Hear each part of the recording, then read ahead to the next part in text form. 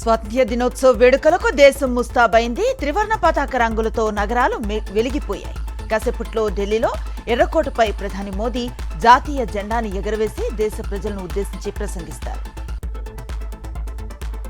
15 August వేడుకల సందర్భంగా జమ్మూ, ఢిల్లీలో భద్రతను అత్యంత కట్టుదిట్టం చేశారు. ఉగ్ర ముప్పు కారణంగా పలు ప్రాంతాల్లో అదనపు బలగాలను మోహరించి విస్తృత తనిఖీలు నిర్వహిస్తున్నారు.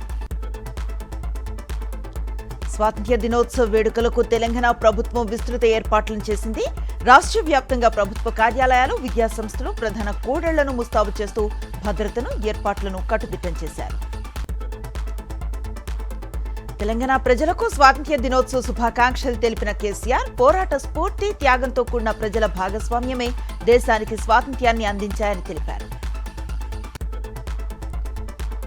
కోర్టు విచారణల వీడియోలను సందర్భం లేకుండా సామాజిక మాధ్యమాల్లో ప్రచారం చేయడంపై సుప్రీంకోర్టు ప్రధాన న్యాయమూర్తి జస్టిస్ సూర్యకాంత్ ఆందోళన వ్యక్తం చేశారు. తాను చేసిన వ్యాఖ్యలను వక్రీకరించి యువతను తప్పుదోవ పట్టించేలా ప్రచారం చేశారని ఆవేదన చెందారు.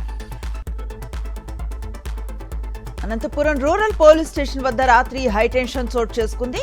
న్యాయవాది గౌతమ్ రాజుపై దాడికి పాల్పడ్డ సీఐ శ్రీకాంత్ యాదవ్ను సస్పెండ్ చేయాలని న్యాయవాదులు డిమాండ్ చేశారు. ఏపీలో ఈ నెల 19న శాసనమండలి డిప్యూటీ చైర్మన్ ఎన్నిక జరగనుంది. వైఎస్ఆర్సీపీ అభ్యర్థిగా తూమాటి మాధవరావును ప్రకటించారు వైఎస్ జగన్. వైఎస్ఆర్సీపీ మహిళలకు మరింత ప్రాధాన్యతను కల్పిస్తోందన్నారు మాజీ డిప్యూటీ సీఎం అంజద్ భాషా. పార్టీ బలోపేతంలో మహిళల పాత్ర కీలకమని స్పష్టం చేశారు. శంషాబాద్ రాజేంద్రనగర్ పరిధిలో అక్రమ మినీ గ్యాస్ సిలిండర్ల దందాను పోలీసులు ఛేదించారు.